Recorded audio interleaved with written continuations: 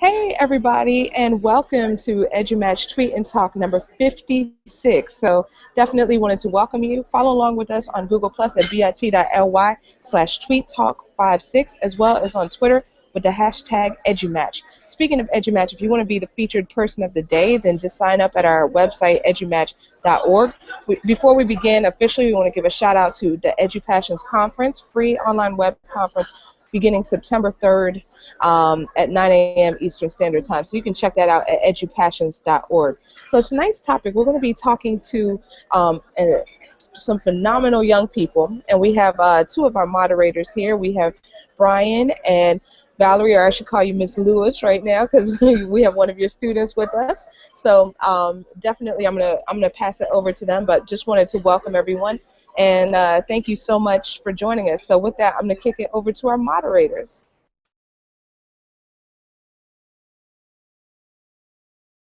All right, welcome everyone. If you can hear me, give me a thumbs up. Perfect. All right, so I am Valerie Lewis, a Georgia educator, and I am so excited to be here today. And so today our conversation, me and my co-moderator, Brian Smith, we are talking about classroom disruptions. And with classroom disruptions, we are thinking about things that may impede students from learning. So if you remember earlier in the year, we had a part one of this conversation, and it was filled with the educators and things that we thought about. And so what we are doing today with part two is hearing it from our students' perspective. So I'm excited to be here. I'm going to let Brian Smith introduce himself to you, and then we will go ahead and kick off with question number one.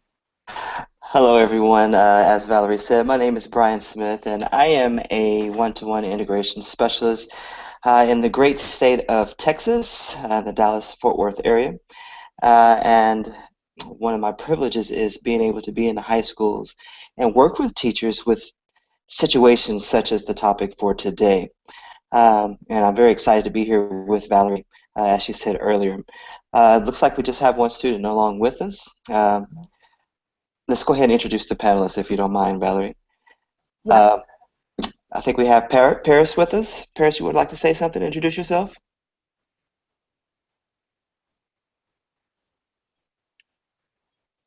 There you go. Hi. And tell us a little something about yourself, Paris.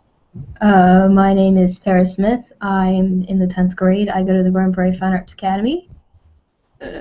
What else? Awesome. Awesome. And I think we've got Kayla back with us. Hey, Kayla. Uh-oh. And Kayla, if you can hear us, go ahead. Hey, Kayla, we can hear you. If you would introduce yourself, tell us your name, tell us a little bit about you, maybe some of the things that interest you so that the audience can know who you are. She was like, I don't know what to say.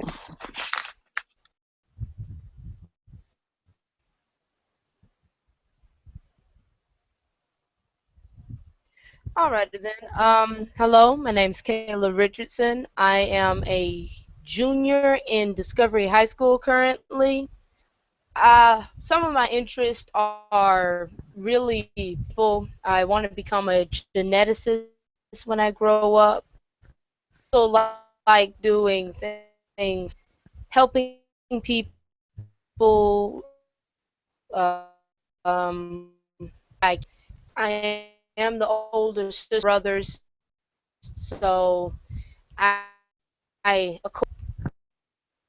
just part of.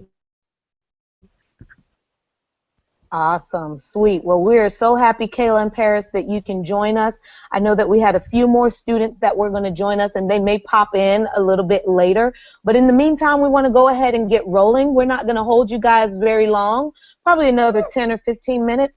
But when we talk about disruption, so if you think about what that word means, anything that messes up the norm. And when you think about schools and classrooms, there are often classroom or school disruptions. And if you guys don't mind, Kayla and Paris, what are some things that you think disrupt the learning environment? if you had to brainstorm and rattle some things off the top of your head, because since both of you mentioned being in high school, so you've been in school for quite some time, what were some things that you would consider over the years that have been a disruption or have impeded your learning? I would say having students that are at drastically different learning paces can be a disruption to the kids with a faster learning pace because it slows them down and then they get bored and they don't really want to be in the classroom. Yeah, that is definitely a good disruption. I'm glad that you brought that up, Paris. That is. And Kayla, how about you? What would you say or add to that as a disruption? Well, I definitely agree with Paris that different learning speeds does uh, dramatically affect the environment that you're in. A lot of students who um, aren't on that level, who might, learn at a slower rate, they're going to feel discouraged if there are students in the class that are a lot faster than them, which, disrupts them. And then, of course, the faster paced kids are going to feel disrupted by the slower kids because they have to be held back by that.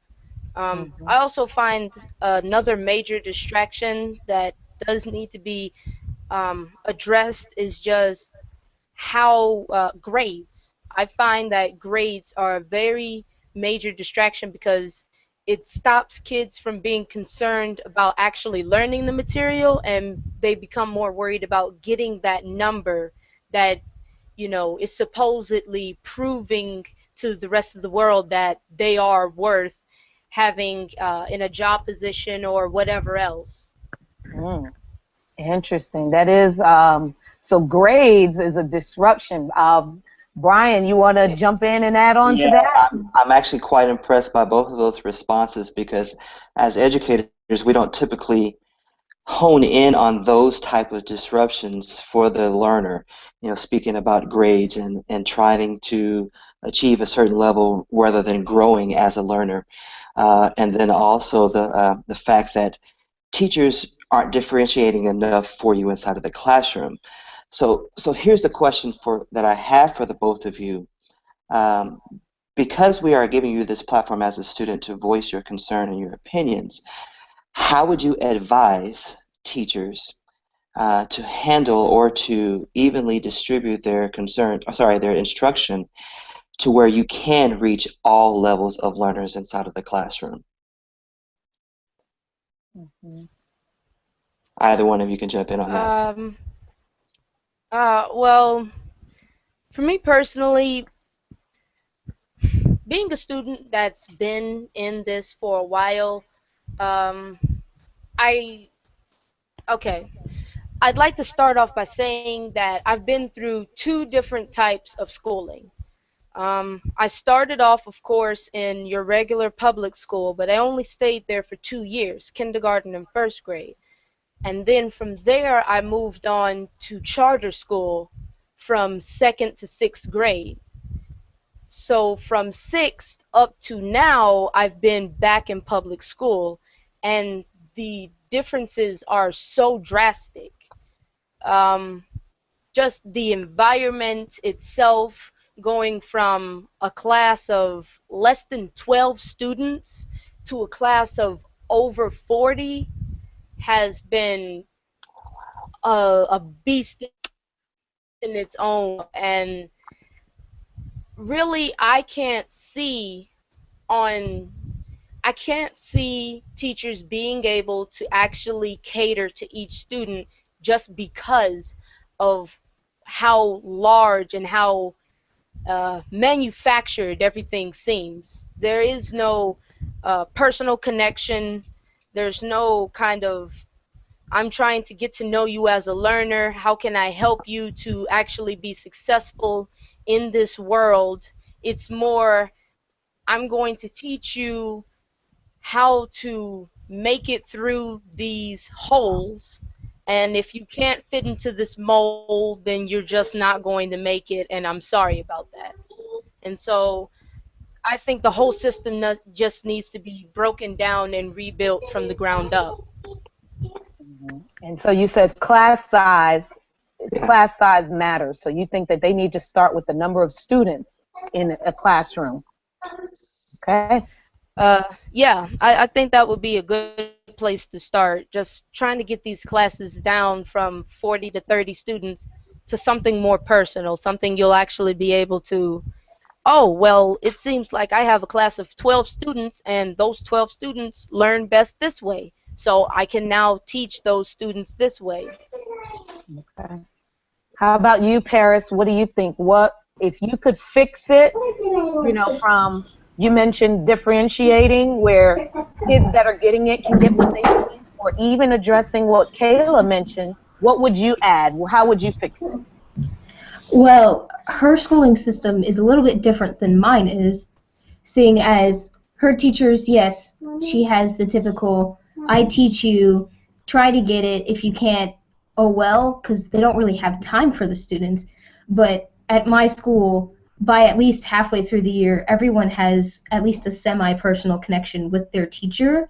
And it's because our teachers are very involving. They talk to us, they're there for us, and they're constantly checking up on us, and not just grade-wise. They're seeing how we're doing as people.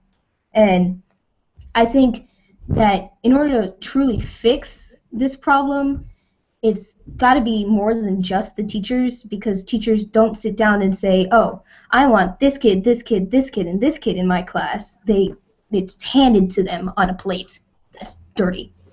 And so I think that if the teachers were a little more involving, it could at least inspire kids to want to stay in the classroom. However, the school board needs to instruct scheduling a little bit better and maybe change the tests from seeing how you're doing in the class to seeing how can we place you in a class full of people like you next year so that we don't have gaps between the learning processes.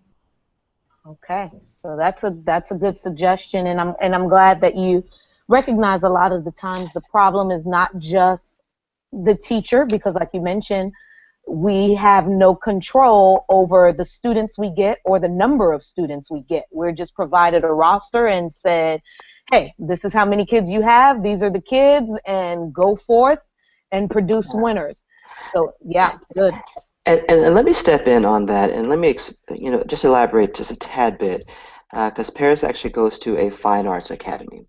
And one of the stipulations for the educators in this school is that they actually have a fine arts background to give them a better understanding of how that particular type of student actually learns. And this is something that we've been trying to push around here, is that having a relationship, not just understanding that person's personal background, but understanding how they think and how they learn is critical, especially when you're dealing with the other situation where you have 30 to 40 kids inside of the classroom.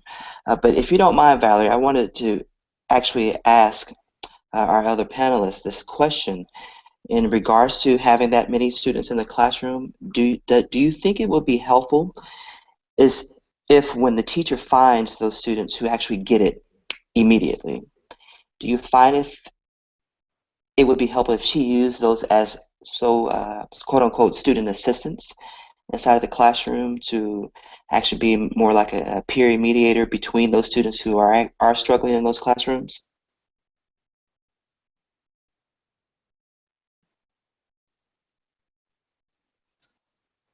Is that for me or the student? No, the student.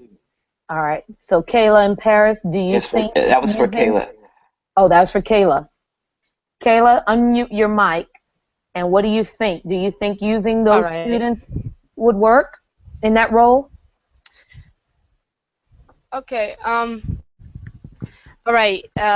First, I'd like to start by saying I do agree with Paris that I've talked to many teachers, and that's the main thing they're complaining about. They're just throwing kids in my class left and right. We keep getting, schedules shifted and all that. And, I can understand that because, you know, like with my old charter school setup, you really didn't have, you knew what students you were going to get because you taught them last year. And so as the school was growing, you just moved up with those students. So I had like the same teacher 4 years in a row.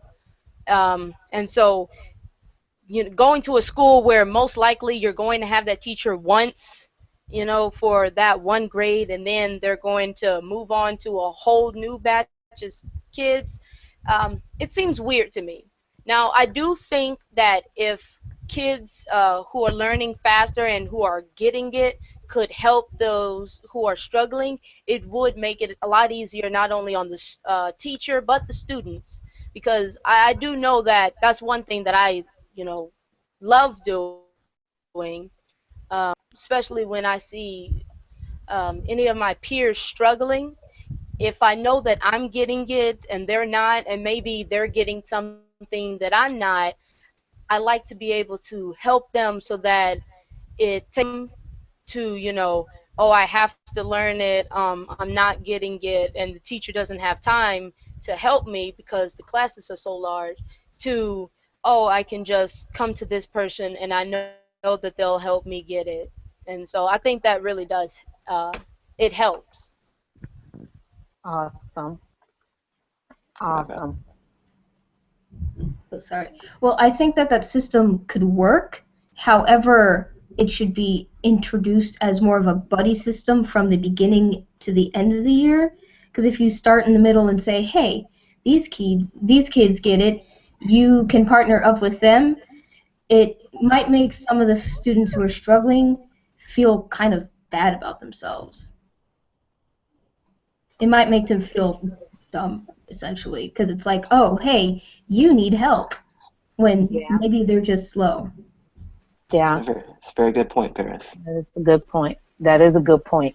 But you guys have definitely bought, and while we're doing this live hangout, there are a lot of teachers, and Sarah, Miss Thomas, is monitoring that for us that are on Twitter, and they are joining in on the conversation, and they're very impressed by how articulate you guys are. But when we talk about classroom disruptions, you guys brought up two very important ones. Are there any other things that you think, and I'll throw one out there that I think Kayla might, it may go with you talking about large class sizes, which may be students themselves that may be disruptive in the classroom. But are there any other things that you think may be a classroom disruption, from the way a teacher teaches, maybe the way the building looks? I know you brought up grades, which was a very good point. Are there any other things that you think may be a disruption to how you or students that look like you or your same age range are learning today that may be problematic? And that's for either one of you.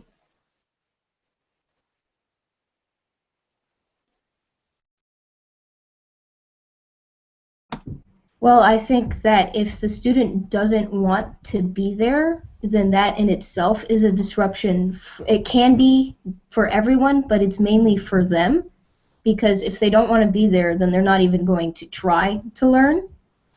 And also, if they don't want to be there, they're going to try and get other people to socialize with them, or they're going to go off and find something else to do that is distracting to other students.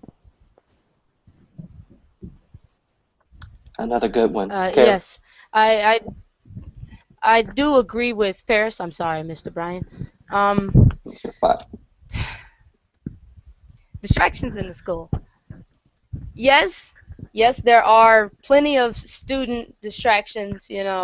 Kids who don't want to be there, kids who find that certain teachers are against them, certain teachers who might actually have it out for certain students.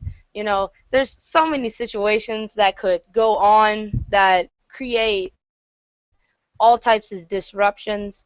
And really one that I find is connected with the grades, and also this kind of impending doom that I feel a lot of students can understand. It's like, okay, I have a bunch of friends, myself included. We're all honors gifted AP students, right? So our number one distraction is, oh, I have homework from this teacher, this teacher, this teacher, this teacher. I have a test on Tuesday. I need to make sure I study for, the AP exam. My grades not at a 3.0, so this college isn't going to be looking at me. And you become so distracted with trying to fit into those specs, those constraints, that you completely forget the fact that you're in this program to actually learn and pick up the information so that you can apply it to your everyday life. And it's really just a rat race. You the the joy of actually learning something and being able to use it in your everyday life and being able to say, wow, this actually helped me and it actually helped me to help someone else, that's taken away from you due to, all of these constraints and restrictions that are put on learning. Because it's from being able to go out and just learn things that they're interested in because they're, bogged down by things that they are told they should know. When in reality, it might not be, related to whatever career they want or, what their passions are. So what I'm hearing you say, Kayla, is that the pressures of being a teenager, especially one that obviously seems to be doing pretty well in school, is a little suffocating. And you kind of want a little bit of freedom to go after the things that you feel are going to interest you in the long run, career-wise. But you feel like you're just in this cycle of keeping up with other kids, or there's this rat race, a finish to the top.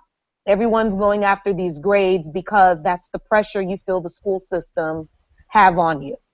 And you're not appreciating that too much. Yes, because see, and I could, I see it in my brothers all the time.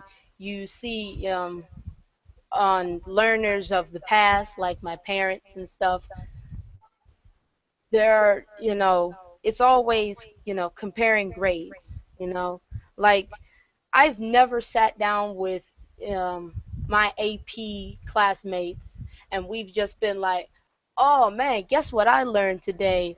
Boy, I learned something that's gonna change my world, you know, and that kind of makes me sad because when I think of school, I think of learning, education, bettering yourself, and all I get to hear is, people like me and even people who aren't AP and stuff complaining about, oh man, I got a 50 on this, my grade has dropped 3 points down, I need to get extra credit, and oh, I can't remember what we even ate for lunch today. I can't remember what we just walked out of the class talking about. It becomes so automated. And Okay. I like to tell my brothers that it's like we're being turned into drones. We're being programmed that this is what you should know. If you don't get this amount of answers correct on a test, then that means that you are at this level, and that will determine your future. And that Wow. completely, Yeah. you know, reconstructs how the human brain is even supposed to work in the first place. The Yeah. human Wow. brain is supposed to be something that just goes on its own tempo, and yet we have a system setting our tempo for us. Wow. Kayla, that is extremely powerful. And as a parent, not only as an educator, I understand and I feel your pain and I see the pressure on a lot of these kids. And I'm afraid of that as well. I want my kid to be his kid as long as possible because when they get older, there'll be enough time for all of this pressure in life. Mm-hmm. But here's a question, because I get it, and I think we all get it here. How can we change it?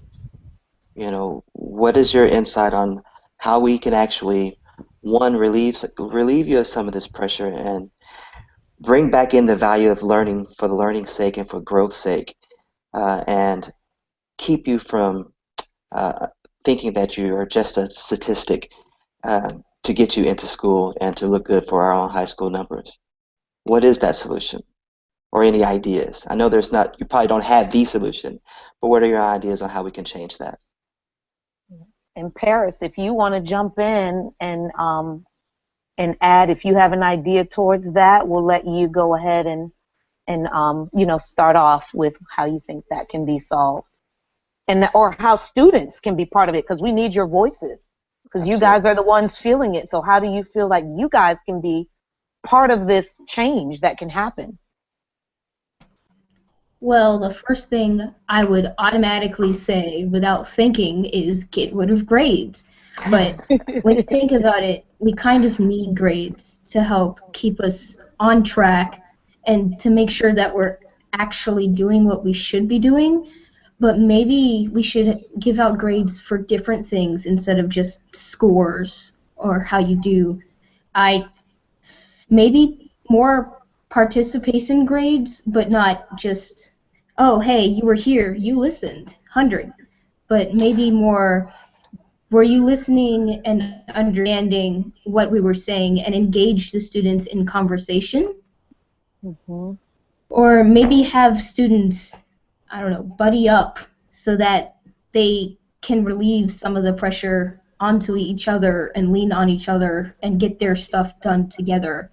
But that kind of goes against what I was originally wanting to say, that group projects at my school are kind of a big deal, and instead of group projects just being, oh, hey, here's a group project every once in a while, you get about 3 group projects every 9 weeks, and the group projects are usually just randomized people, and that puts a lot of stress on a lot of people, because for me, I usually either end up doing all the work, or my partner doesn't, or I give the assignment to my partner because I feel like I'll lose it, and they end up losing it, and we have to frantically rebuild it or turn it in late, or it's really stressful for group projects. So I definitely do not have an absolute answer on how to relieve stress from students, but other than relieves the load a little bit, chillax on the grades a bit, but they're kind of necessary.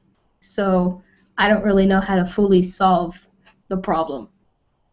No, and that's fine. And you don't have to have the full solution, but I think you've said a lot. You said that there are times where collaborative group work is necessary and important, but then there are times where individuals need to be able to work on their own thing and show what they need to know. I also heard you say you would like for teachers to be able to be a little bit flexible and allow students to have a voice in the classroom and just speak on matters that are important to their hearts and their minds and things that are going to lead them to their careers. And so if we kind of incorporate a little bit of all of those things, you feel like that might help. And of course, when grades aren't necessary as they're associated with a test grade, then don't use them. Find another way to see what students know. So you've actually given us quite a bit of areas in which, if teachers listen to your advice, and not just teachers alone, but school systems, that I think that we might be able to take some of that pressure off of you guys as teams. Well, I just want to say you guys have been awesome, and I am super proud of the responses that you have given. As a parent myself, just like Mr. Smith, I have younger ones, 9, 6, and 3. I would hope that when they become teens that they will articulate just as well as you ladies did for us here on this panel. You guys were awesome. I think the teachers that are watching, they're echoing the sentiment. And who knows? I mean, this video may make it to some school board meetings or, in the classrooms of some teachers to see, like, hey, this is not what we said. This is coming from the teens themselves. So I really appreciate you guys taking the time out today and speaking with us. All right, and I do want to say, you know, I am, very happy that you guys did come to us and ask us to be on this, and I agree with what Paris was saying and everything. Uh, that group projects can be just stressful in the way that they get set up and everything, and I do hope, as a student, as a learner, not really a student, but a learner, that, our concerns can be heard, you know. Absolutely. Well, we are hearing you today, and we will hope that you guys will continue to feel comfortable to reach out to any of us. We are here. We are advocates for you guys. We get it. And I know not every educator does, but please know that this group of educators that are listening and watching, we want to help amplify your voice, and we will continue to Absolutely. do this work for you guys. Absolutely. Go ahead, Sarah. Oh, I was just saying thank you all so much. This was very insightful. Love the responses. So thank you so much to Kayla and to Paris, as well as to our moderators, Ms. Lewis and Mr. Smith. So great to have you all on here. Thank you to everyone who tweeted with us, who watched, who commented. There was actually a comment on Twitter saying that both of our student panelists should have jobs at the Department of Education because just your answers are just on fire. So definitely hope to see you there in maybe a few years, or maybe they'll have a student ambassador program. Who knows? But definitely, this episode will be the Twitter transcript will be released in just a couple of minutes, and it'll be available as an iTunes podcast in a few weeks. So next week we're going to be talking about personalized professional learning. So we're going to have Nicole moderating that. Nicole Taylor will come back next week. Same bad time, same bad channel, different bat website, bit.ly/tweet talk 57. Anyone can be a panelist. Just leave a comment on a Google Hangout page that I just mentioned. In addition, we have our EduMatch shirts available for sale. You can find those at our website, edumatch.org.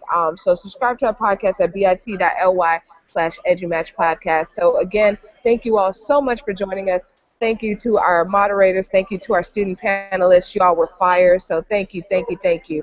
So everyone have a fantastic evening. Thank you.